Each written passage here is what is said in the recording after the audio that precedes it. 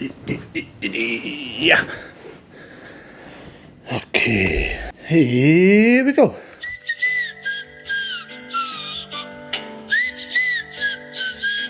Hello. Welcome to the Go Grab That Day podcast. I'm your host, Ryan Tuberty. Hope everyone is doing well. Hope you've enjoyed the fights and stuff over the weekend. Hope you're all happy. Hope you're all fucking happy. A lot of stuff to talk about. The big fight card of the weekend did not disappoint. So I'm going to get into it pretty quick. Just the usual footnotes. Hope everyone is doing well. Please keep supporting the podcast and the channel and stuff like that. Please keep sharing as much as you can. Like I've said a million times, I'm enjoying this stuff big time. I want to keep doing it for as long as I'm able and allowed to. But it would be much better if we get more subscribers and followers and stuff like that. It always helps with getting better people on. Basically, also please check out Mystic Jerseys. We're one of our affiliates. Check them out, great for gifts and stuff like that. We have the link on the Instagram page. Go grab that day Instagram page. It's in the bio. Just click on the link, and if you find anything you like, which you more than likely will, use the promo code Go Grab That Day, all caps, and get your percentage off. Some really cool stuff. Check them out, and also check out PPT Fitness and Nutrition.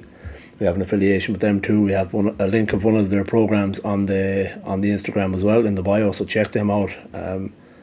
They're great for any fitness needs you may have or nutrition. They've plenty of other programs too. The one I have linked on the page is just one of their many programs. So if you have any questions or there's any other ones you might be interested in, they've heaps, and they've always got challenges coming up. They have a spring challenge running at the moment, but when the new one is announced, I will have that up on the link as well. But just hit me up for any of the other links. We only have one on the page, but there's heaps of others, like I said, so check them out too. Let's get into this. So the fight card is in the books, the UFC 259. I cannot wait to talk about this because there's so much to talk about. Starting from top to bottom. I always say top to bottom, but really it's the other way around. I go the smaller fights towards the bigger fights. But I'm going for the early prelims.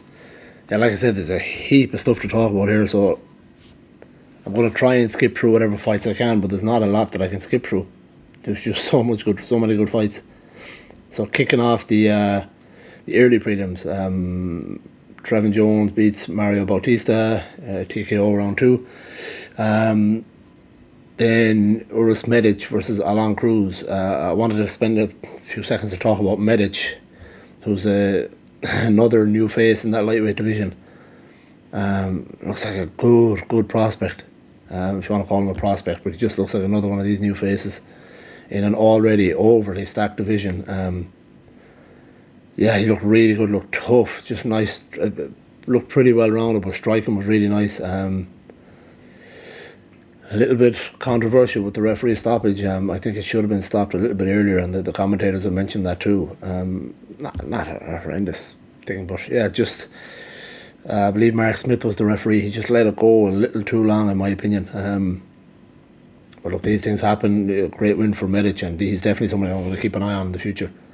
And then Amanda Lemos beating Livia Henata Souza. Great striking from Lemos.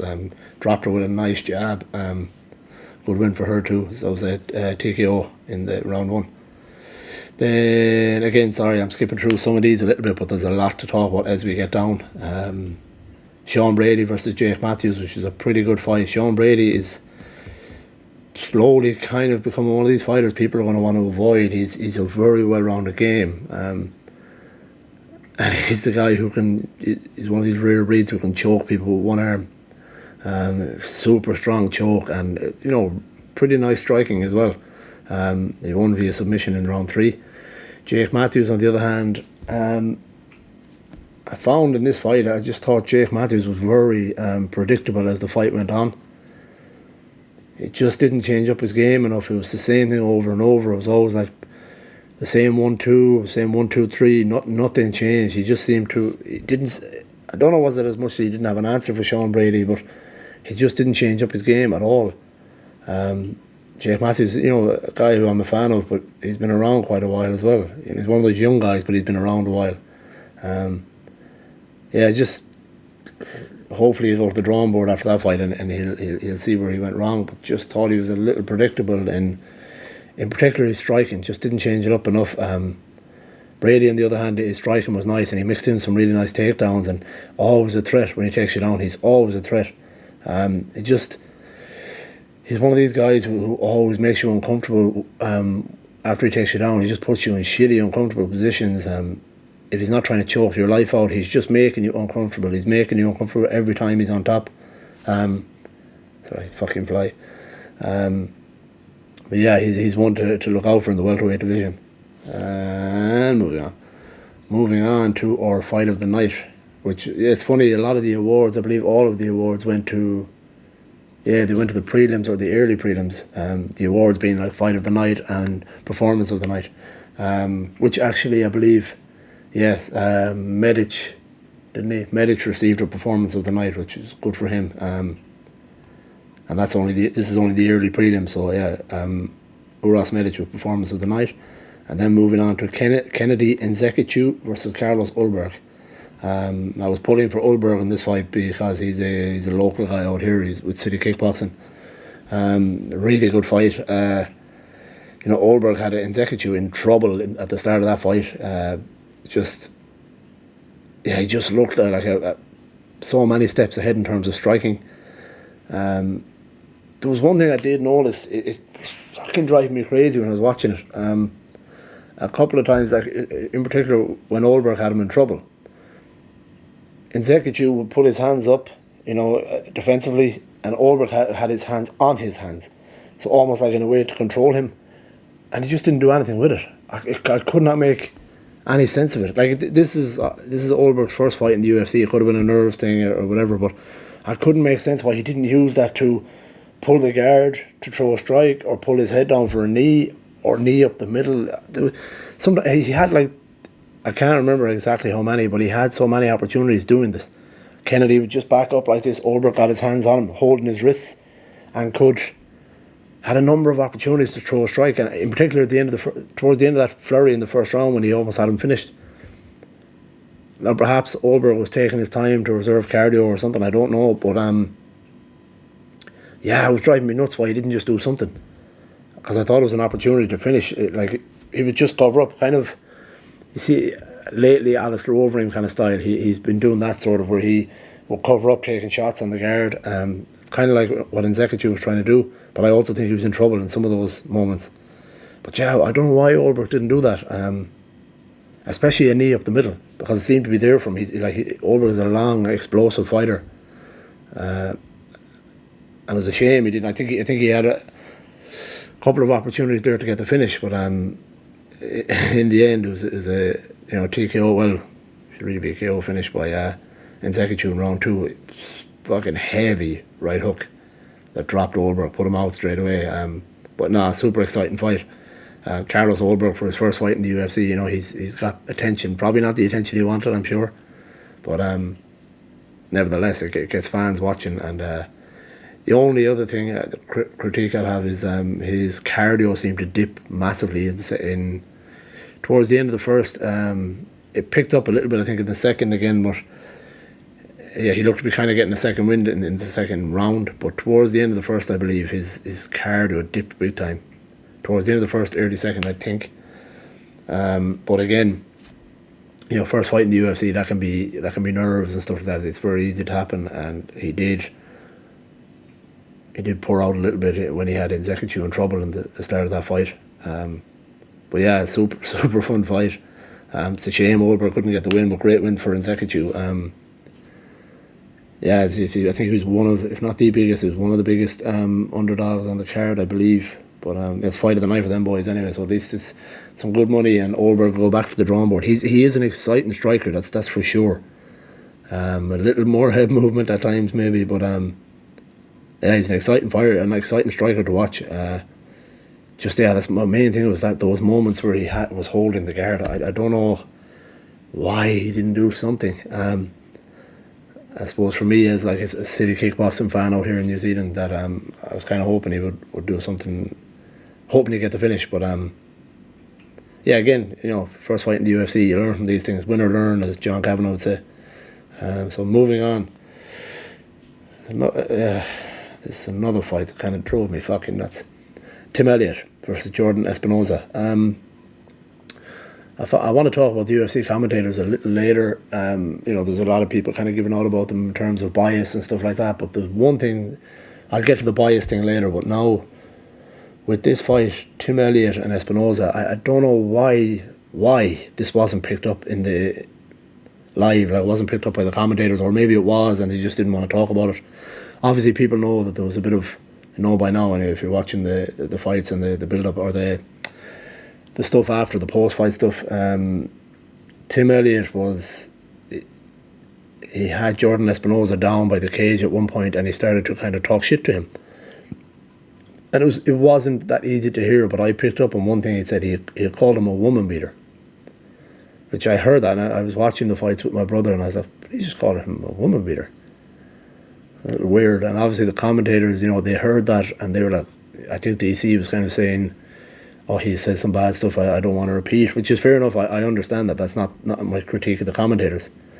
But to finish that point, Tim Elliott had said afterwards in the post-fight interview that some girl had messaged him, whether it was on, I don't know, his Instagram or something online somewhere, basically saying that Jordan Espinosa had beat her up. I believe sent pictures and stuff like that. He didn't show any of it. He just said this. He said this in the post-fight interview. That him and his, that she had sent some pretty bad pictures saying that he had beat her up with choke marks and things like that. Again, don't know whether this is true. This is just what Tim Elliott has said. I like Tim Elliott. I think he's a fun character. He's a fun fighter. Usually things like this don't happen with him. Like, he's not a very hot-headed kind of fighter. He always talks about how he doesn't let emotions get involved. He did in this fight. I have an issue with Tim Elliott doing that, though. If he's right, fair enough. But he said afterwards himself that he didn't want the cameras to pick up on that. It was just a hot, he just got heated in the moment, and he was saying this stuff to him. And fair enough, he did say, look, he has a daughter, and it hit home when he saw the pictures of the girl and stuff like that. But unless you're 100% sure of that kind of thing, he probably shouldn't be saying it at all. Now, he did say he didn't expect the cameras to pick it up, but I mean, come on, there's nothing you really can hide in the fucking octagon. So yeah, you heard him. I didn't pick up everything he said, but he did call him a woman beater, and he said that afterwards. The commentators they picked up on that, but they didn't talk about it. The thing that was driving me fucking insane was, from the first round of that fight, at the end of the first round, or even in the first round, Tim Elliott was claiming that Espinosa was greased, was slippery. Maybe like with fucking Vaseline or something like that, which used to be an old trick fighters would use if they were going against a wrestler, which Tim Elliott is in this case. But the commentators never picked up on it. We could hear it perfectly. Now, whether they picked up on it and just didn't want to talk about it, I don't know. But he claimed it a couple of times. You could see he was like, he's greased. I think in the first round, from what I remember, he was giving out to Espinosa. And this was before he started calling him a woman beater and shit like that. But he claimed, he's slippery or whatever, and then went back, and you could see that Elliott's corner was wiping him down.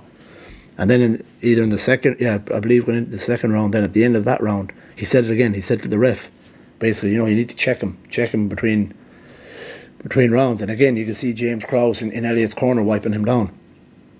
But throughout all this happened like 2-3 times. And nobody picked up on it. How somebody in the back, the UFC has guys in the back where they have a big TV truck, I believe, and they pick up on the things the commentators may not pick up on.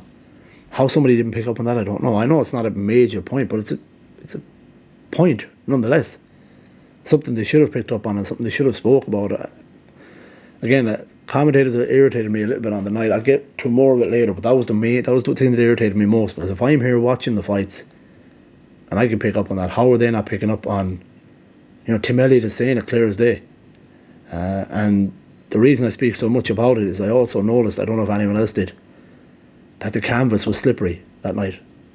Definitely. If you look at the biggest example, if you watch the Cruz and Casey Kenny fight, 3 or 4 times Kenny slipped, like, for no apparent, like, sometimes it happens when guys throw a high kick, that the standing foot can slip. You see that often enough. But Kenny was just like maybe moving forward and he would slip, and it happened a few times. And I've seen it in some of the other fights too. Not as much as the Cruz and Kenny fight, but it seemed that canvas was slippy. So that's just my point on why the commentators didn't pick up on that, or somebody didn't pick up on it or talk about it. Yeah, I don't know. It's I don't know what's going on. Yeah, I've like I said, I have a little bit of ranting to do about the commentators later, not much, but that out of everything pissed me off. I just thought they should have picked up on that. Yeah, and obviously I get this when Tim Elliott was talking about Espinosa in the corner, he says something like that. The commentators did their job. You can't repeat what Elliott said, because obviously it's not a good thing unless, you know, even Elliott, I believe, again, I'm a fan of Tim Elliott. I think those things should not have been said unless he's 100%. Now it could come out that this is all true, but I don't know. He says himself he wasn't 100% because he said it could have been bullshit, but I suppose he also said he has a little girl and it just kind of got to him in the fight. And yeah, great outside of all of that fucking madness, great performance by Tim Elliott. Such an awkward fighter, and Jordan Espinosa is a good striker, but Elliott's just one of these awkward fucking hard to read fighters, with great wrestling, and just will grind the shit out of you.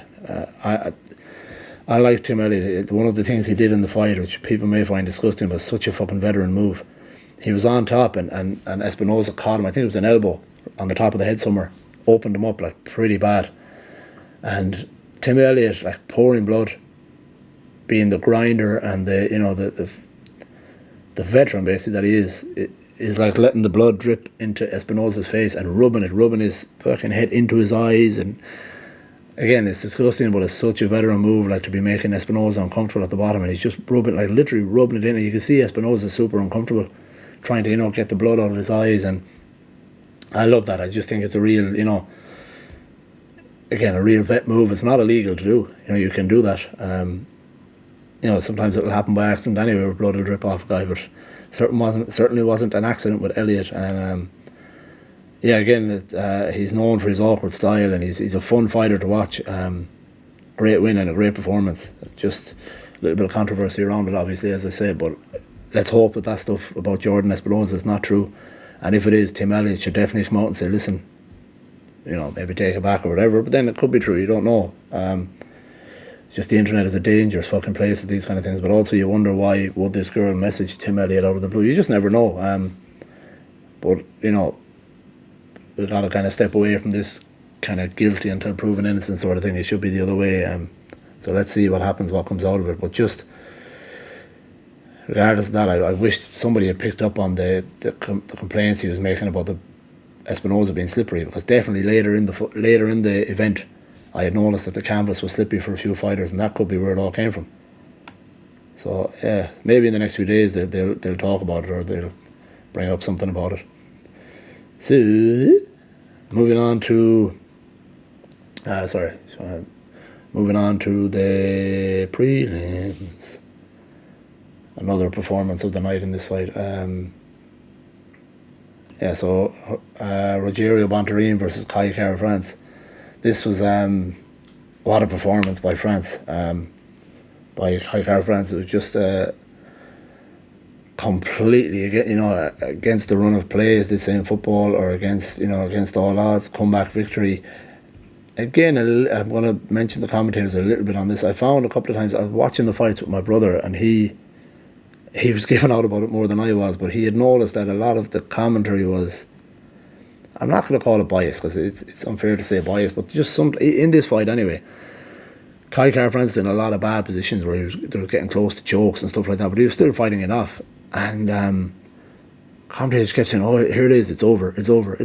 And it's just like, I know it can happen, and obviously they watch enough fights to know. It's not to say that Kai Kara France was not in bad positions, he was in poor positions, and it was pretty close to being finished. Like, why say, oh, it's over, it's done, it's over? Because you got to remember too, fighters can hear you now. You're not amongst a big crowd.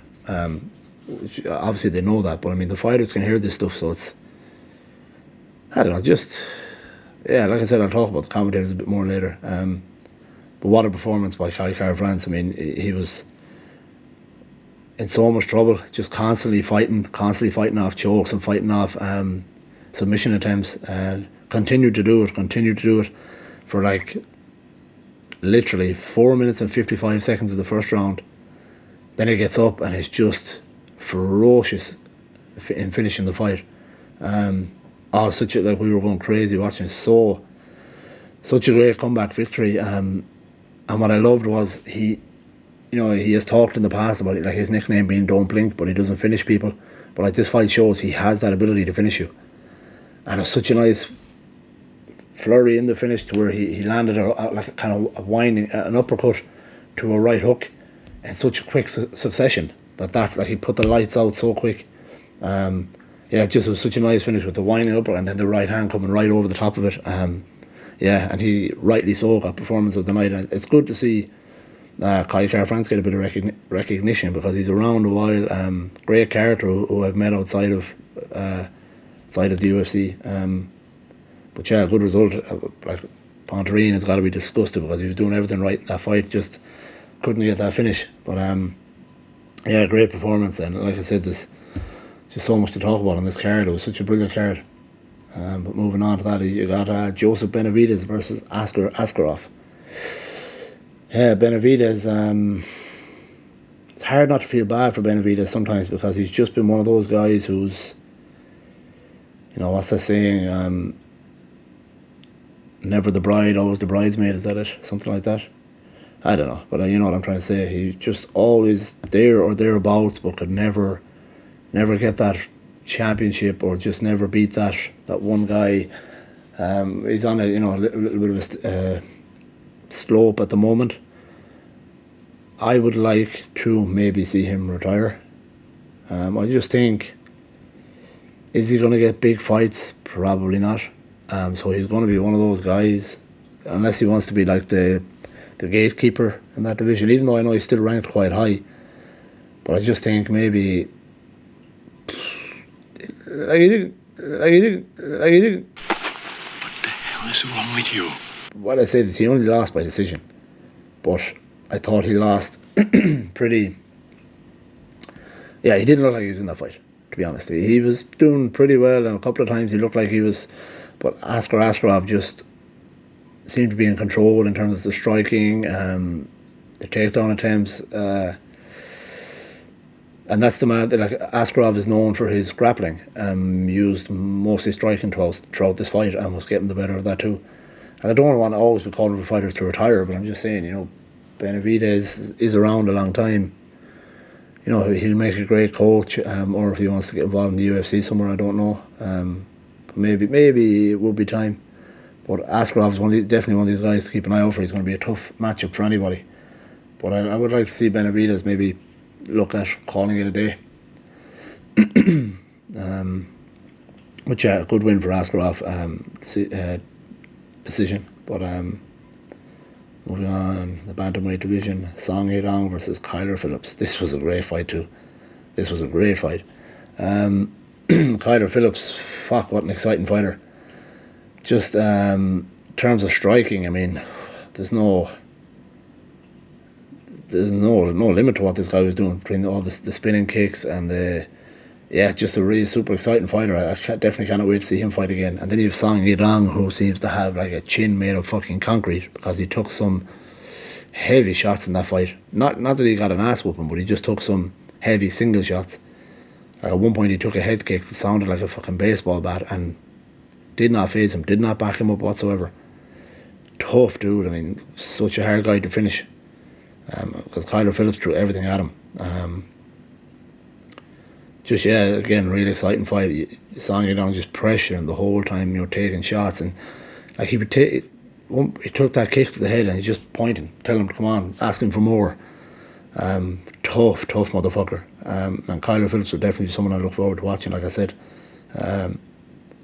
in that already exciting bantamweight division. But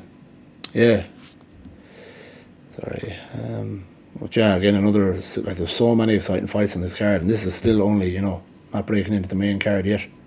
But moving on to the one that closed the prelims just before the main card started was check my fucking timer. Yeah, so we had Dominic Cruz versus Casey Kenny. Excuse me. Yeah, what are we talking about? Fights. Yeah, so Dominic Cruz versus Casey Kenny. Good to see Dominic Cruz back. A bit like Benavidez I spoke about earlier. He's been around a long time. Looked good in this fight. Did look really good. I was kind of rooting for him after... should I say that? Yeah, I was rooting for him. I like Casey Kenny, but anyone that doesn't know... I'm going to talk about it. Casey Kenny had made some comments on a podcast. I think it was last week, maybe the week before. I think he was on a podcast with Sean O'Malley, and I believe he made a comment towards Megan Anderson about how something in terms of basically about her looks, pretty much of an asshole comment. So I kind of wanted to see him get the shit beat out of him in this fight. Unfortunately, he didn't, but he did lose. Yeah, this was the fight where I mentioned earlier that the canvas seemed to be slippy, which is quite strange. For Kenny, mostly. So look, maybe could have been something, just his problem may not have been that it was greasy or anything like that. In between fights, they clean that canvas anyway, but I noticed, if anyone wants to rewatch the fight, you see he was slipping a lot. Whereas Cruz didn't seem to be. But I do believe Cruz wears the ankle wraps anyways, that might have helped, I don't know. But good performance by Cruz. He again, back to his old ways of moving, is totally unorthodox moving. And it's good to see him get a win. Like, you're probably arguably the greatest bantamweight of all time. Yeah, just his movement looked great, and yeah, it was a good win, good decision win. He seemed to have an answer for everything Kenny had. Kenny's cardio seemed to catch up with him a little bit. But it's so hard to get a read on a guy like Dominic Cruz who moves the way nobody else moves. A bit like Tim Elliott that was fighting earlier in the card. Just totally different movement that you can't teach. It's something you just pick up. Only Dominic Cruz, can pick up that kind of movement. But yeah, good win for Cruz. Kenny's not an easy guy to beat, so yeah, that is a good win. Again, I say controversy, but there was a little bit of stuff after this for anyone that hasn't seen it in the post-fight interview, like immediately after the fight, talking to Joe Rogan. Dominic Cruz had a lot of shit to say about a guy named Hans Molenkamp. I didn't, if I'm honest, I didn't know who the guy was, but apparently he's something to do with Monster Energy. They're one of the sponsors of the UFC. Yeah, he's something to do with them. I've seen his name everywhere with fighters and stuff like that, and I did always wonder who he was. I actually thought he was an agent. But yeah, he's something to do with Monster Energy, and Dominic Cruz had basically said how he wanted to fight him for charity. He played it off a little bit later, but he had said he wanted to fight him for charity, something to do with the way he was holding fighters hostage in their contracts. Something like that. He was not happy afterwards anyway. Again, a little bit critical of commentators. Joe Rogan kind of cut him off when he was doing it, just saying, "Oh, we're not going to get into something about politics anyway." Again, you've heard me speak enough about Joe Rogan. I'm a big fan, but just on this, yeah, there was a few things the commentators on the night that I didn't like. But anyway, Cruz was in the middle of giving out about this Hans Molenkamp, talking about wanting to fight him and stuff like that. And he doubled down on it afterwards in the post-fight press conference, but he doubled down more in the sense he was talking about a charity fight. He was a little calmer, but yeah, he was talking about something about saying this Hans Molenkamp guy basically gets involved in a lot of pictures with fighters and stuff like that, and supposedly he kind of forces them to make appearances where they don't want to and threatens their contracts, things like that. Whether it's true or not, I don't know. Dana White has come out saying how Monster Energy are a great sponsor, and obviously he's going to say that. But Cruz had said that too. He said he hasn't said anything bad about Monster Energy. It's just this guy, whoever he is. I was going to call him an idiot, but I don't know. I don't know for sure what the story is. I'm sure we'll get more on that in a few days. As of now, I haven't heard anything, but yeah, Cruz he wants a charity fight with this guy anyway. Whoever the fuck he is. But yeah, so moving on. Good win for Cruz, as I said. Delighted to see him back in action. So here we go. Now we eventually start the main card. It's so funny. Starting off the main card, the one fight I thought would be, an absolute banger that I kept telling everybody to watch. I gotta stop predicting things before I watch these fights. But Thiago Santos versus Rakic, which I thought was going to be a war. somebody going to fucking die in the first 10 seconds, but they didn't, thankfully. But it was not the fight we thought it was. It wasn't a bad fight. It wasn't like a horrible fight. It's just because of these two guys and because of the card being what it was, you expect this fight to be good too. But also, it was a night where there was a big list of good fights. Good win for Rakic.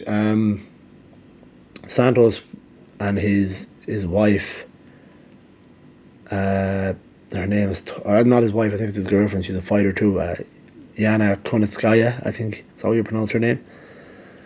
We're not happy with the decision afterwards. He wasn't happy immediately in the cage, and then afterwards I saw on Instagram that she wasn't happy either. I can see it, kind of see why maybe he could have nicked that win, but I don't think it was anything like a robbery or anything like that. I think in my opinion it could have gone either way. I'm not even going to talk about the judges' scorecards because they're fucking ridiculous in general. But I don't think it was necessarily a robbery. And I'm a big Thiago Santos fan. I think he's a great fighter and a great character for the sport. But I don't know if it was that bad a decision. Rakic, I think he just did enough. I think he just landed a little more, things like that. But look, I'm no expert. But that's all I say. It was just funny how that fight was not as good as I thought it was going to be. But moving on to the next fight, which is Islam Makachev versus Drew Dober. Makachev was a bad motherfucker. Won via submission in round 3. But just another like mini Khabib with probably better striking. Just another well-rounded guy. Drew Dober's a tough guy to beat, and he just seemed to be, mixing in the takedowns with the submissions and stuff like that. Makachev just seemed to be a little better, and he holding his own on the feet as well. Again, lightweight division. I mean, they may have to make a lightweight division part 2. There's so many fucking fighters coming up. Makachev is not a guy people are going to be lining up to fight. He's a tough outfit for anybody. Coming from that AKA camp, DC and Khabib and all those guys. Tough fighter. Good win for him. Then moving on to the first of our 3 title bouts, which not short of controversy, of course. Peter Yan versus Aljamain Sterling. So obviously I'm sure a lot of you know by now, I'm not breaking any news, that Peter Yan lost via disqualification. Aljamain Sterling takes the belt. There's a lot to talk about here. Obviously this was pretty back and forth fight. Sterling was doing well early on, I believe, with kind of his pressure sort of and movement, and he was doing good in the fight. I thought in round 4 he looked like he was starting to get tired, and he looked like he was kind of heading downhill. It looked like Peter Yan was going to start taking over, but it wasn't. He was going to start taking over, I believe. He was just landing a couple of heavy shots on Sterling, and he was just putting his typical Peter Yan heavy pressure. And then why the fuck he decided this, I don't know. But Sterling ended up on, I think, if I remember correctly, Sterling went for a takedown that was stuffed by Yan. And Sterling just kind of ended up on his knees in front of him, where Yan decided to throw a heavy knee to Sterling, who was a down, as they say, a downed opponent. A lot of people are saying he was looking to his corner, to see was he a downed opponent. The ref claims that he took. Obviously, people that don't know, a downed opponent is someone who's, I think you have to have 3 points of contact, I believe, which is like 2 knees and a hand, or it's when you're down on your knees. The rules have changed. It used to be 3 points of contact. I think it went to your knees, or but the problem is, where I get confused is, even though the rules have changed, not every area has adopted these rules. Some places don't use them yet. They're still using the older rules. It just hasn't changed. Why? I don't fucking know. It's confusing enough already. But I read up the rules earlier to be able to speak, and I've gotten confused and dizzy. So now, basically, some places don't use these new rules. But anyway, he was a downed opponent. He was on his knees. I believe he had one hand down or whatever, but he was a downed opponent. And Peter Yan decided to throw an illegal knee, which it was a bad knee. But people are saying, it was overheard. I believe Mark Smith was the ref in that fight too, where he had said to him, some refs will do that, where they'll tell the fighter, no, he's a downed opponent, so you can't throw a knee or whatever. Or, some refs won't. They'll say you're supposed to know yourself, But Peter Yan had looked to his corner to find out was he down or not, and they said that one guy did say, throw the knee. He said, yeah, throw the knee. And other guys in the corner had said punch. A few issues with that, which I hadn't really thought of, but one of them being that obviously someone had called the knee, where you have a better view. You probably shouldn't have done that, and it's not good that two different people are shouting two different instructions from your corner. But the other thing is, which I can't remember who tweeted this, but it had me thinking. Some fighter tweeted. I'm not going to guess, but I feel like it was Gaethje or Bisping, someone like that. But anyway, they had tweeted basically saying, why do you have to look to your corner for the rules? Which I think makes sense. For a guy with the experience of Peter Yan, he should know. Why are you looking to your corner or the ref to see if he's a downed opponent? Plus, he could have landed a number of other strikes. He could have thrown punches from there. He could have tried to throw an uppercut or something. With Sterling right in front of him, why he needed to throw that knee? I think to be honest, it's a dumb fucking move in my opinion, especially when he's getting into the point where he's winning the fight. Again, I like Peter. I like both guys. I think they're both super exciting fighters. I think it's a very, very stupid move. Stupid on his corner too to shout, throw the knee, whoever that guy was. They have a better view. And to be honest, maybe don't throw it anyway. Even if you're unsure, don't throw it. Because you know what's going to happen. Even if Sterling managed to get up and fight on, it was a point deduction. Now what were the score? I'm not paying attention to the scores too much because they're off all night anyway. So, but it would have been a point deduction, and that could have gone against Yan in the end. In terms of scoring, but I believe he was winning the fight. Excuse me. I believe he was winning the fight, especially at that point. But silly move, man. It's just. It's not good. Yeah, it's not good. There's a lot of people, of course, now wanting to shit on Sterling, saying, you could have fought on, or regardless of what happened, the whole idea of Sterling being given the belt, I can see people's arguments for that maybe that shouldn't be the case, that it should be a no contest. But one thing's for sure is Yan should lose the belt. 100%. When you do that, you deserve to lose the belt. You're not the champ. So maybe a no contest where the belt gets stripped and it's it's a nobody's champ basically. You just have a belt there for someone to go and win and maybe do a rematch again. Another thing that fucking drove me crazy was why doctors and fucking refs are letting Sterling sit there, roll around on the canvas without making a decision. Dana White and all the guys like to say that, fighters are too tough for their own good. That's what the refs are there for. That's what the doctors are there for. So many times you see, for instance, go back to Nate Diaz versus Masvidal. Sorry. Diaz got cut badly. The ref rightly stopped the fight, but Diaz obviously was arguing against it. The ref made that, the doctor and the ref, both I suppose, made the decision that Diaz couldn't fight on because of the cut. Why did they not make the decision here? Why did they leave it in the fighter's hand? Because they don't normally leave it in the fight. It doesn't matter if it's a championship fight or the opening on the fucking early prelims. You take that decision out of the fighter's hands. He's concussed clearly, so he can't make a decision anyway. Don't let him roll around on the canvas asking, "Oh, you okay? We'll check back image in a second." Make the fucking decision. The guy cannot get up off the ground, so make the decision. Why it took them so long to do that, I don't fucking know. And that's regardless of what Mark Smith did earlier on in the fight in terms of, that fight we were talking about, the Medic fight. Okay, a little slow in the stoppage. This was nothing short of fucking ridiculous or disgraceful, in my opinion. And I'm not putting all the blame on Mark Smith, but I think pressure the doctor to make a decision, or somebody say, listen, we got to make a decision. He's on the fucking ground, hurt. He cannot get up. Stop the fight, plain and simple. Like, what are you waiting for? You're there to take. The fighters are known to be tough. They always want to fight on. Your job is to take the decision out of his hands, and for his health and safety. You know, it's way too long, Sterling rolling around, trying to get up, you know, before they decided, okay, he cannot fucking fight. You know, had Sterling got up and said, oh yeah, I'm all good, would they have stopped it anyway? I don't know. It's just stupid. These fucking well-paid doctors coming in, and I believe you came in, left, and come in again, checking him. Why? Like, just make your fucking decision. That's your job. He's on the ground, can't get up. Like, you can see, he didn't fake.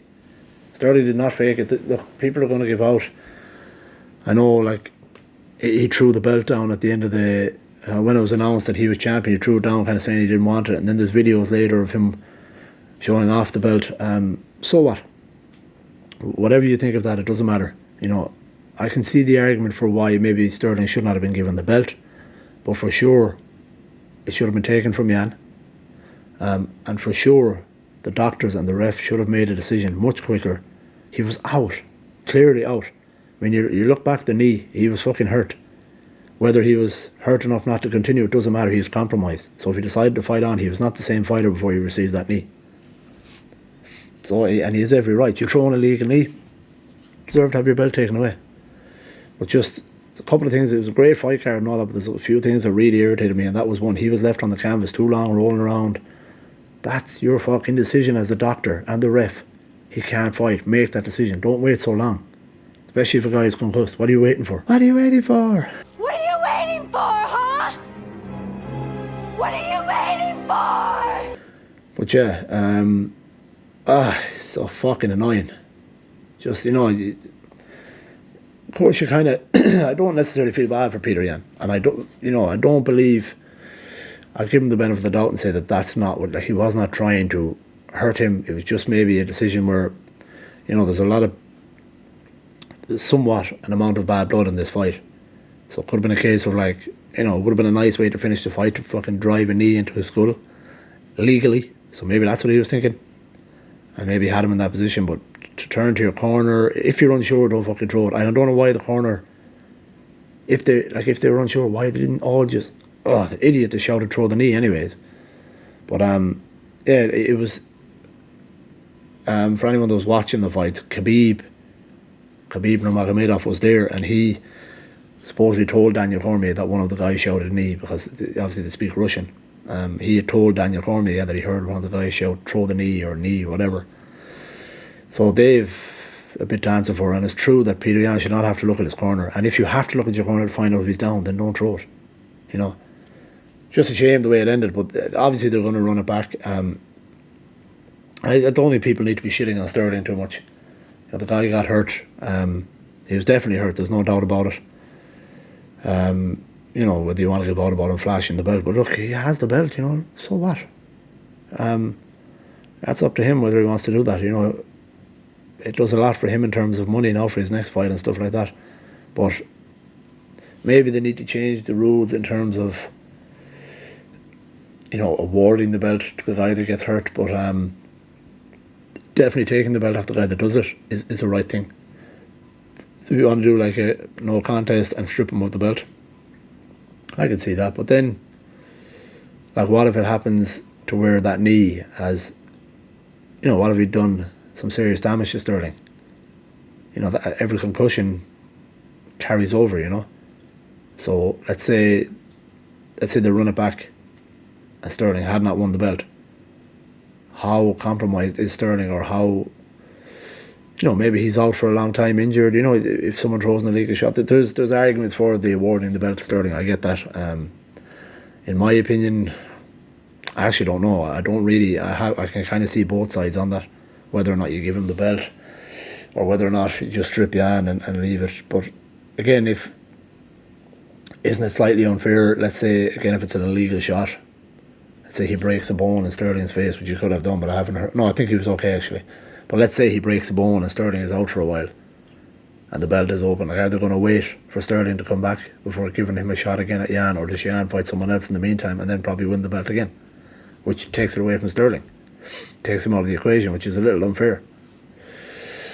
So again, I see it on both sides. What the right decision is in terms of the belt, I'm not 100%. Yeah, I'm kind of sure, like, Sterling, as the man that he is not going to truly feel like he won the belt.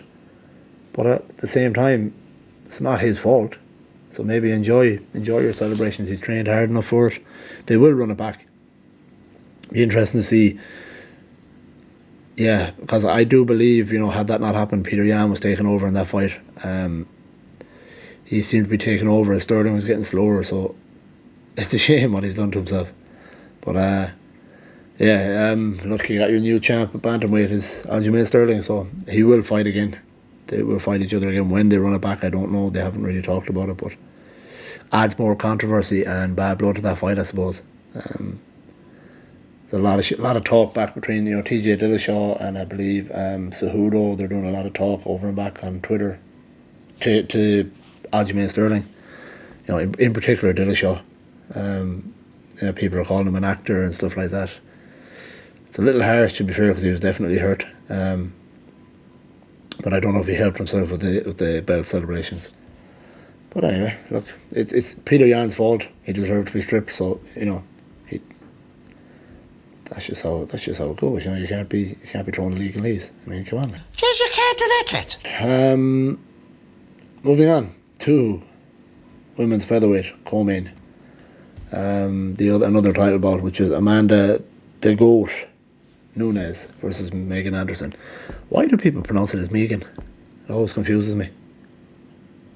It's spelled as Megan, the way I would, but I hear people call her Megan.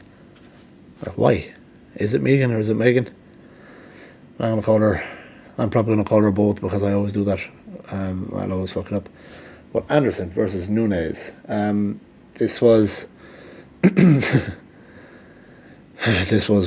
this was Nunes just doing what Nunes does. She won this fight is such an understatement. Dominated is still an understatement. I mean, it was like it reminded me of those old Mortal Kombat games where, when you win. Flawless victory. Flawless victory. Flawless victory. But great win. Listen, Nunes is the GOAT. Nunes is the GOAT. She's not the women's GOAT. She is I know the GOAT argument. I don't fuck the GOAT argument. I always hear it like people want to say she's one of the greatest ever do it. That is a fact. She's up there with your GSP. I've said this before anyway, but she's up there with your GSPs, your Silvas, your John Jones, Mighty Mouse, all that. Whatever your argument is to where they place, but she is without doubt one of the greatest fighters that we have ever seen. And I've said this on the Go Grab That Day Facebook. We got to really start enjoying what we're seeing. I've been enjoying. I've done enough talking about Nunes, so it's fair to say that I am a Nunes fan. But maybe people that haven't acknowledged, you got to realise that we're witnessing greatness here, we're witnessing something that we may never witness again. In terms of just the pinnacle of the top of the top of women's MMA and MMA in general. She's class all round. From the person she is outside, from what I gather, she seems like a really good person outside the cage, and she's just a fucking demon inside. I mean, in terms of Megan Anderson, people are shitting on her, like saying, again, the same thing with people, morons with hindsight. She didn't belong in there and all this. Shut the fuck up. She did belong in there. She earned a shot at the champ. It didn't work out for her. It could have been a case of, listen, it's a case of Nunes being that good. I did hear some people reference like it was kind of the Mike Tyson thing where Anderson may have kind of lost the fight before she got in there. Very possible. Like, Nunes is a scary, scary individual. Yeah, she, just... yeah, she had her like backing up early, and I didn't think Anderson was going to win this fight. I didn't think she was going to put up too much of a challenge. I just think Nunes is too good. I've said this before, but I thought maybe Anderson's reach and height will cause a problem. She just never got going. She just never ever got going. Nunes she hit her early with an overhand, and just from there it was finished. You could see. Megan Anderson was just and it's true that you hear Joe Rogan say it, and DC, I believe, had said it. You just see it when it's kind of like Conor McGregor when he was, on the up. people, he would land a shot, and it felt so much different to others. Like you see fighters' faces change when that shot landed, and it seems to be the same with Nunes. I think people don't realise how powerful she is, or at least they do, and then they get hit, and it's even more than what they thought. But from the first shot she threw, it was a 1-2 with the, call it an overhand or like a high right hook. Everything is an overhand with Anderson anyway. But she just immediately rocked her. You can see her legs were kind of already gone, and then she attempted a takedown, which was stuffed. It was not a great takedown, it was stuffed. It was a bad attempt at a takedown. Her legs were almost out to the side. Nunes stuffed it, and just straight away started attacking for submissions, and got she had the option of a choke and an armbar at the same time. Was doing both, to be honest, and she finished her. I think it was the armbar that finished it in the end. But yeah, look, what you do with Nunes, I don't know. Maybe retire. Again, I know people are sick of hearing me telling fighters to retire, but what more is there for her to do? In terms of Anderson, before I get into the Nunes discussion, people got to stop shitting on Anderson, you know. Oh, she didn't belong in there, you know, what was she doing? Again, plain English, shut the fuck up.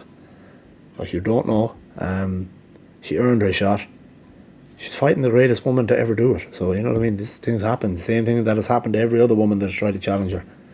You know, Anderson is a good fighter. She'll come back. You gotta wait for Nunes to leave before you can win the belt. But back to Nunes. I think it's a case of, I've said this before as well, it's going to be a case of is she going to keep fighting until it's got to be a case of something happening to where Nunes has a bad camp or has a bad injury. She has bad luck on the day. She has bad news on the day. I don't know, all her luck has to go against her, and all the luck has to be in her opponent's favour for her to lose a fight. It just has to be that she's going to keep fighting until the luck is just not on her side and someone gets lucky or someone lands one of those lucky shots, because there's no one beating her. And I predict, oh God, it's bad, shouldn't predict anything, but I predict a riot.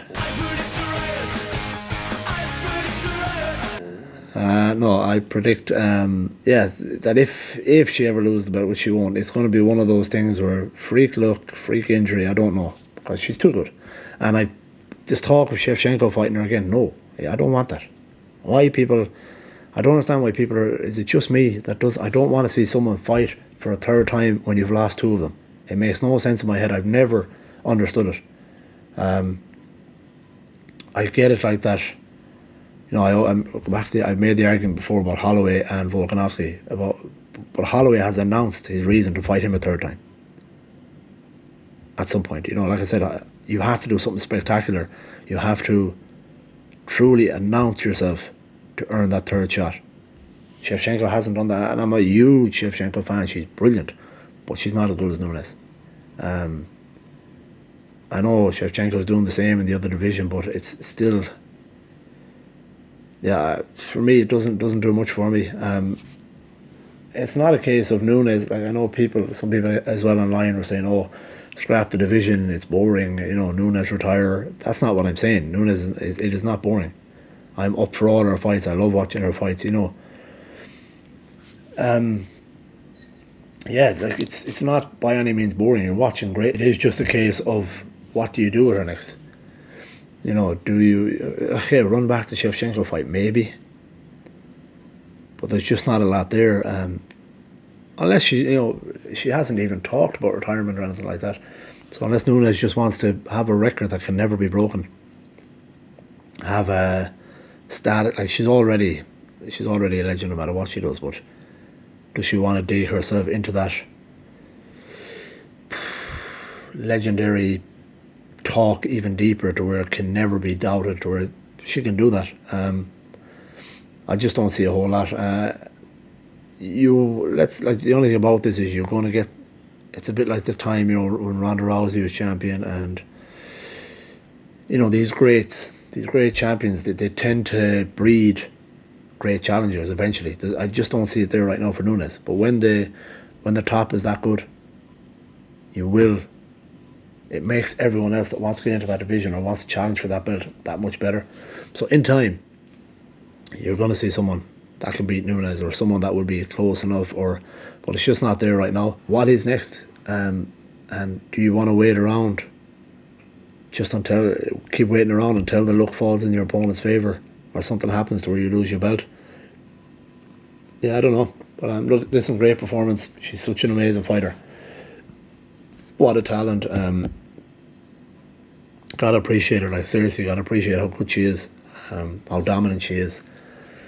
Yeah, I don't have a whole lot more to say. I don't really know. Listen, I have my opinion on the Shevchenko fight, but truly, I just don't like to see when someone has won 2 out of 3 fights. I don't see why do it a third time, because then it sets up having to do it a 4th time, which means then if it goes 2-2, you got to do it a 5th time. So maybe that's what they do.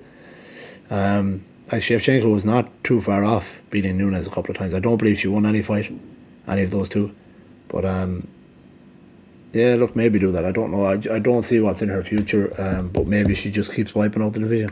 I don't know. I know they talked about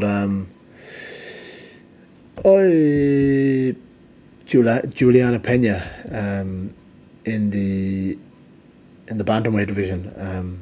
It's featherweight and bantamweight. Yeah, in bantamweight. Yeah, they wanted Juliana Pena wants to fight her. I agree. Nunes had said afterwards that she thinks that, because Pena had said that her fight with Holly Holm is off, so now she wants to challenge Nunes. So Nunes has said, why not fight Durandame? You know, had said for Juliana Pena to fight Durandame, which I think is true. But again, Pena is just it's another name for her, I suppose. That's the only thing. It makes people kind of, it's a new name for her to fight. That's all it is, really. I don't think Pena is good enough to beat Nunes at all. But I suppose it's just another name for her to fight.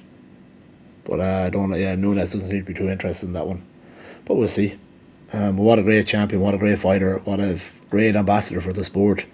It's such a nice story with her and her, are they married? Her and her wife, with their new daughter. What's the daughter's name? Reagan. It's a super cool story. It's super cool to see them in the cage together afterwards. For the life of me, I can't think of her wife. Nina Azkarov is another fighter in the UFC, which is known as his wife. But it's a cute story to see the daughter in afterwards. And you know, it's a scary thing as well. Is I had wondered before this fight if maybe, you know, because so many good things were happening for Nunes, you know, she was on top of the world, having a new baby, if maybe she got complacent or she got comfortable and that fire might not be there, which can happen. Or else you hear a lot of fighters say that when they have a kid, it gives them something to fight for even more.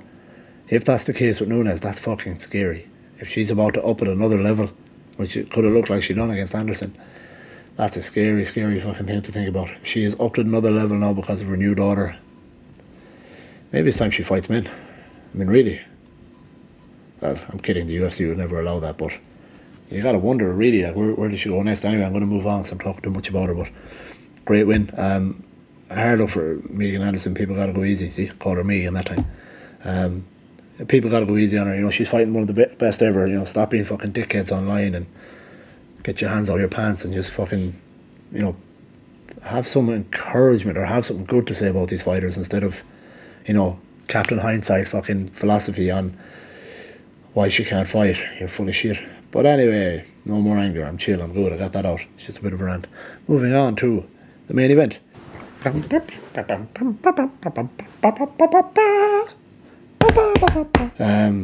a lot to talk about in this, but the main event, Israel Alasania versus Yablohovich. Good win for Yablohovich. There's no doubt about it. He implemented a really good game plan against Alasania. I had it going 2-2 into the final round. That was my honest opinion. You know, some people don't necessarily agree with that, which is fair enough. But I don't think. I know. Again, we'll talk about the UFC bias, commentator bias later. I know they were kind of talking about they thought Alasania was winning. I thought it was very close. I thought the difference in the fight was the takedowns. I thought that was the only difference. The striking, I could have seen it lean either way. There was a little more pop to Jan's strikes, which you expect, but I believe Alasania was landing more. I think he was doing damage with the leg kicks. And yeah, listen, good win for Jan. This fight, I'm an Alasania fan. I think he's a superstar, and he's going to continue to be a superstar for the sport, but it's hard not to like Yablohovich. It's hard not to kind of want him to win as well. Very fun, laid back character, tough Polish dude. I know people don't really, I love those kind of tentative fights where it's super tense. Both fighters respect each other so much, and it's those little things that can win the fight, or those little things that, it's like a chess match, it's more thinking than it is fighting. And it was exhausting. Like, even me watching, I was exhausted watching. It was so hard. Like, any slip or move on either end could end the fight for you. And you could see that. And I thought Blachowicz gets a lot of credit for how patient he was. Because he was feeding on a lot of Adesanya's feints, heaps of them. Kept feeding on them, which Alasania does so well. He makes you feed on the feints. He makes you react. But in terms of feeding on them, Jan was reacting but never strike. Like, he was still patient. He would react in terms of getting his guard up or backing away or moving, but never reacting the way Alasania wanted him to. And I thought it showed great patience. That's the best word to use. He used really good patience and just not feeding heavily on anything. Slight reactions and kind of, all this kind of twitchiness, but never feeding enough for Alasania to lead him into a finish and that's what Alasania does so well. He makes you feed, and he gets reads, and he figures out where you're going to go next. His brain is a million miles per hour, and he couldn't do it against Jan because Jan's patience was so good. I thought it was a really good game plan. He deserved the win.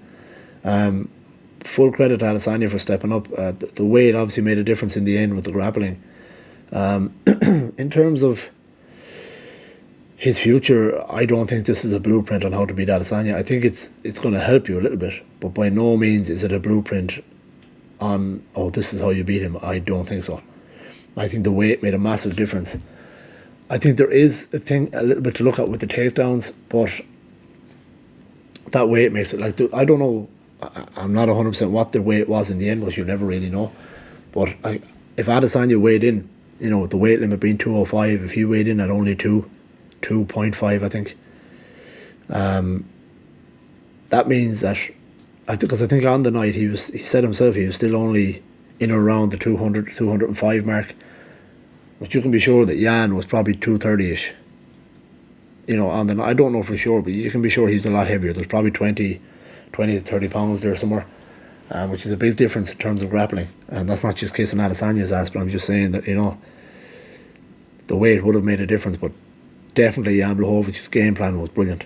It was actually so interesting to see how patient he was able to be, and that is such a hard thing to do against a guy like Adesanya. You see it with guys where they get hungry, they're trying to call him in, like your Paulo Costas and things like that. He actually did I heard Luke Thomas say, which is true, I believe it was Luke Thomas, that he implemented the Yoel Romero game plan with offense. That takedown in the 5th round was perfectly timed, perfectly executed, and that won the fight for him, in my opinion. Fuck the scorecards. Like I said, these 10-8 rounds have been given out all night. But anyway, great win for Jan. I'm happy for him. He's a good character in the sport as well. As you heard Izzy say so many times, he said if he wanted to lose the belt, that's the guy who wanted to lose it too, or if he wanted to lose the fight. But again, it shows, I like to see a fighter, again, like Alasanya and McGregor has done it in the past, take a loss well. You're going to lose. This is not boxing where the records are 50-0 against, pretty much setups. Apologies to all boxing fans out there, but I'm right. Most people don't know shit about boxing. Right? I said he wants to return to 205 at some point. He could do it, there's no doubt about it. But it just shows as well how this does no harm, because everybody wants to be a double champ now. Everyone wants to go up or down in weight class. Listen, it shows that it's sometimes no harm to stay in your lane and dominate your division. There's nothing wrong with dominating your division. As a champ, you make reasonable money, and maybe it's up to you to promote yourself and make more money that way. But yeah, I'm looking forward to seeing him going back down. There is still some interesting fights there for him, and I liked the way afterwards he said, something about greatness. He said you gotta take risk to reach greatness. Something kind of like that is what he was saying. I completely fucked up that. He probably didn't say that at all, but something along those lines. And it is true. You gotta take a risk to be great. But yeah, look, Jan was really good. It was an enjoyable fight to watch. Like I said, that kind of chess where it's so close, both guys respect each other so much. And yeah, listen, what a win for Jan. I believe he's gonna fight. Why every time I try and think of a fucking name when I'm on the podcast, I can't remember. The light heavyweight grappler guy, Brazilian, and I just can't think of his name. I'm sorry. I'll put it up here. But him, that guy, he is going to fight him next, I believe. That'll be a good matchup. That'll actually, the annoying thing for Yablohovich, I would imagine, is it's a bit like the Stipe Miocic thing, where everyone is always seeing him as an underdog no matter what he does, which is true. And to be honest, I don't see him as an underdog in his next fight. Glover Teixeira. Thanks, Brian. Glover, yeah, I don't see him as an underdog in the next fight, but I don't see him as a heavy favourite either. I think Glover is a tough matchup for anybody.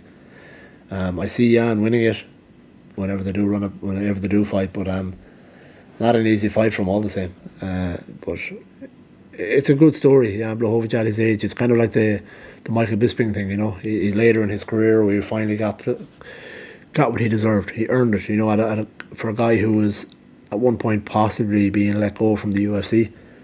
You know, it's good to see. He's a fun champion. He really is. And it's good to see some European champions in there too. You know, I like that. But yeah, again, like, what a card, top to bottom. What a card. I love it when a card lives up to the hype. Obviously, there's a lot of controversy in there. Some we could have done without, but it adds to it gives me a lot of talking points, which is why I'm kind of losing my voice now. But yeah, it all lived up. Even, you know, the main event was a good fight too. We're not disappointed. I enjoyed every moment of it. And credit to Alasania again for stepping up in that weight. Be interesting to see what happens next. I know John Jones now and all the boys are doing a lot of talking about Alasania and Paulo Costa. I mean, Jesus, someone got to get Paulo Costa off Twitter or Instagram, wherever he is. I mean, first the wine stuff, and now he's like rubbing it in Alasania's face about how he lost. I like Paulo Costa, but I just think he's one of these guys who maybe should stay off Twitter and all that kind of stuff. Even though it's probably not him, it's probably his fucking the manager or coach, that guy who loves to talk. He was an absolute idiot, even though he was supposed to be a good fighter in his day, supposedly. But again, I can't remember his name, so we'll put it up here. That fucking moron. But yeah, so that's all the fights. What a great card. I think I've covered everything, I hope. There were so many talking points that I'm just looking at my noteboard behind the camera. Yeah, there's so many talking points, it was quite hard to squeeze them all in, but I got most of them in anyway. I'll try and have a quick look at what's coming up next. But first, there's a couple of things I wanted to discuss. Is the judging. Fucking judging did... You know, I try not to let it annoy me too much because it's not a new thing. The judging has been kind of shitty for a long time. But the handing out the 10-8 rounds left, right and centre is stupid. I spoke to Sam Alvey, the UFC light heavyweight, in an interview, and we were talking about the judging, and he was saying, you know, kind of like, he agreed with me that maybe get rid of the judges, like, get rid of them, start putting ex-fighters in there, guys who, you know, what a great opportunity for guys, you know, legends who maybe are retiring from the sport. What a great opportunity for them to stay in the sport. Get some ex-fighters in there, sitting down, who know the sport, know what they're talking about. They're not fucking, you know, not sitting fucking playing with their belly buttons when they should be watching the fucking fights. These judges are ridiculous, and it's not fair. You're messing with fighters' careers. You're messing with, you know, money. You're messing with a lot of money that they could be earning, and handing out like these 10-8 rounds on them. Like a 10-8 round is supposed to be super one-sided, where a guy has got his ass whooped for an entire round. That's a 10-8 round, and there was not. They had a 10-8 round in the Alasania fight, which I don't understand. Get rid of them. They're fucking dinosaurs who don't know what they're doing. Get rid of them and put in some ex-fighters. There's plenty of ex-fighters who would take that job. And, you know, perhaps, which I'd heard the idea before, you know, if you have for me, the judges shouldn't be there. I'd heard, you know, even Joe Rogan is saying that, get the judges out of the arena because the fans can sway decisions sometimes, you know, with cheering and stuff like that. Or else maybe have 3 judges in there and have another 3 on the outside or 2 on the outside. Have a bigger number of judges and bring all the scores together, you know.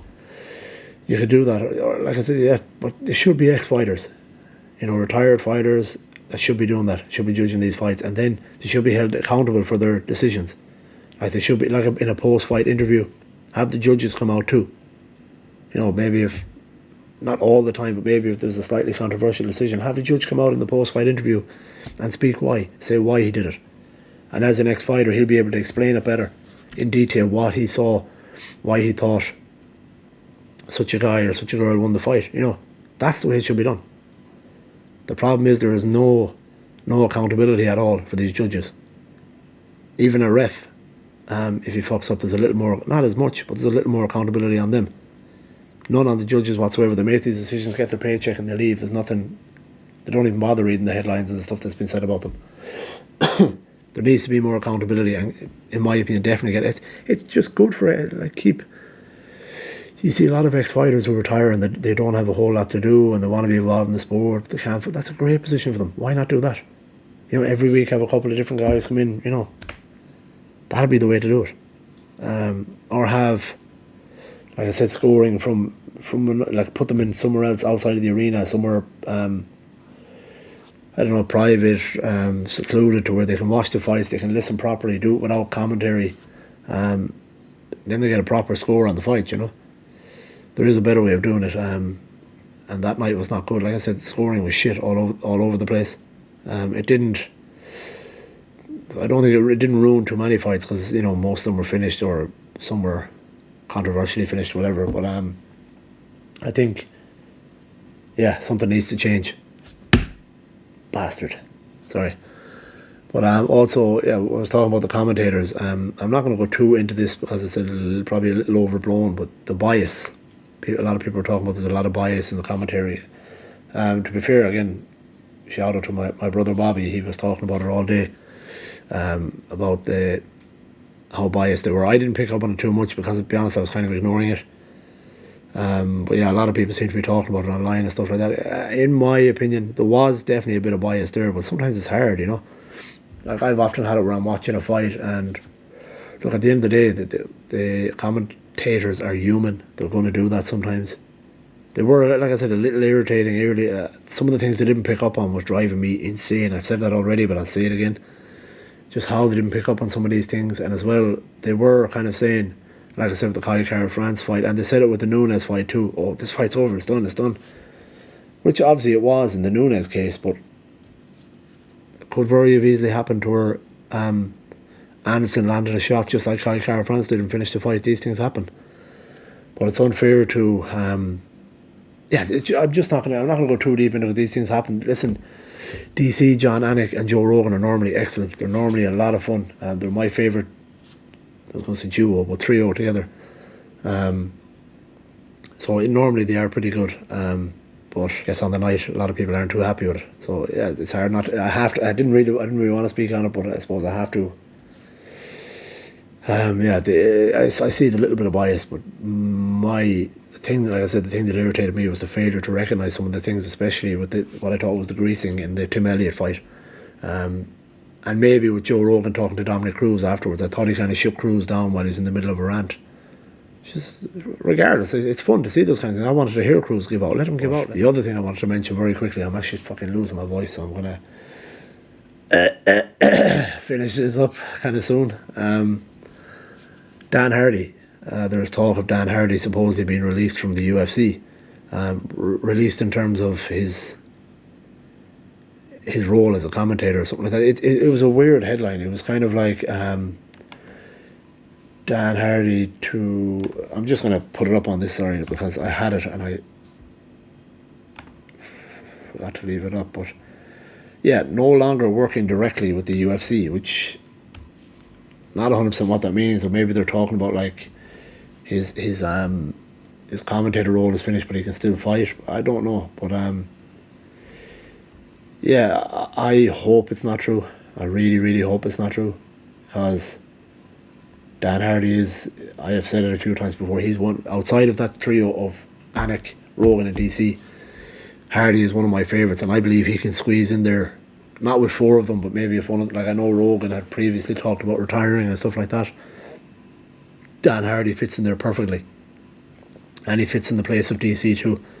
Obviously John Anik is the kind of main man, but Hardy's brilliant. He's brilliant breakdowns. He's such an articulate and smart guy.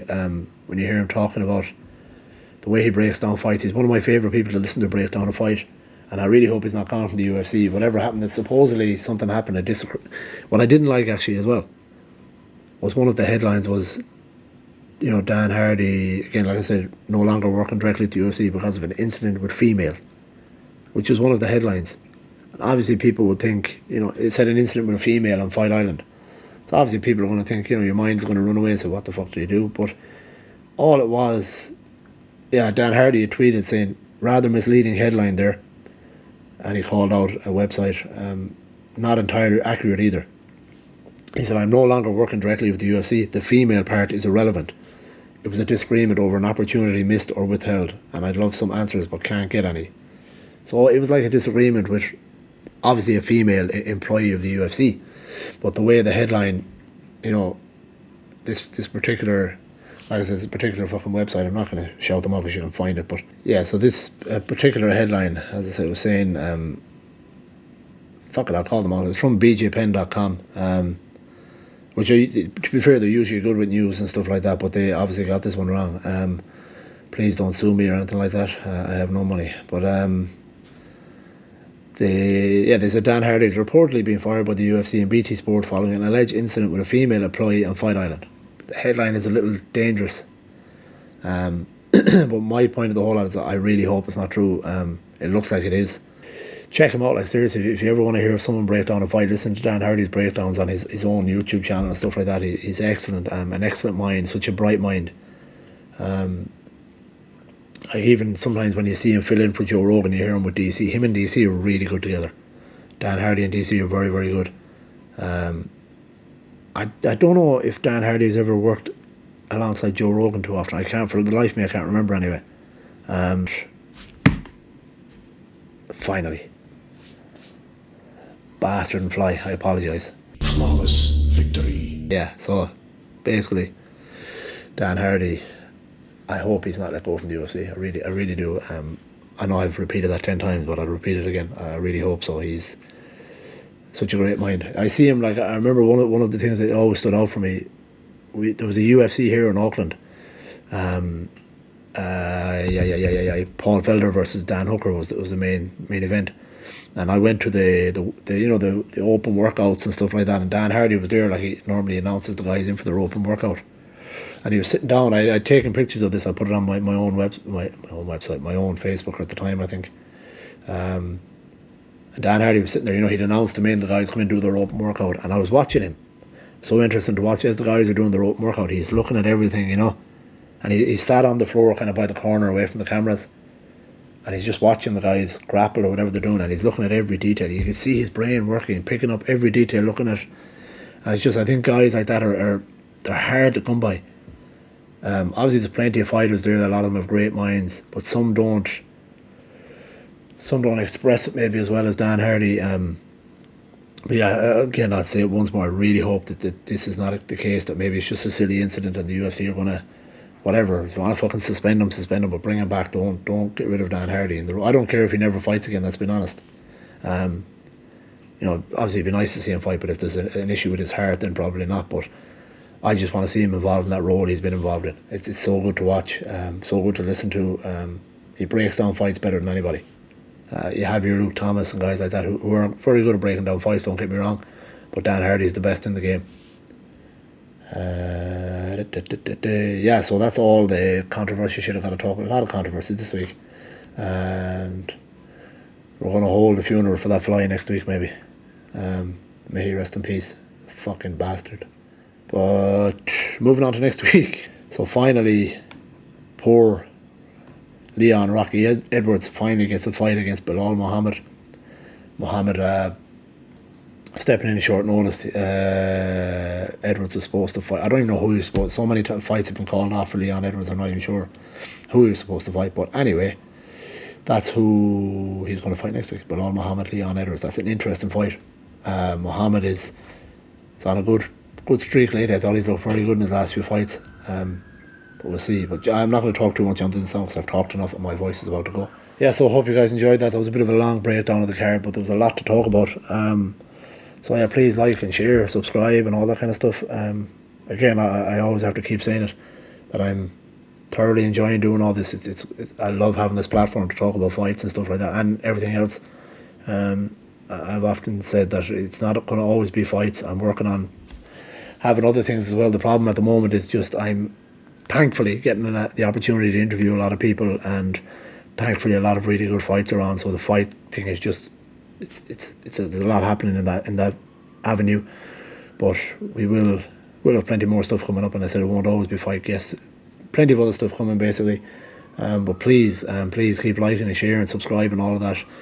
Like I said, the more subscribers I get, the more interesting guests I can get on. And as it is, you know, with the low number I have at the moment, I've gotten some really good guests on, which I'm beyond thankful for and beyond grateful for. So it helps that you guys keep sharing and keep liking and all that. I want to keep doing this, so please keep sharing, keep liking, keep subscribing. And I hope you're enjoying the content. And by all means, I've said this before, anybody wants to contact me, you know, about content, you know, hit me up, message me on the YouTube, message me privately, whatever.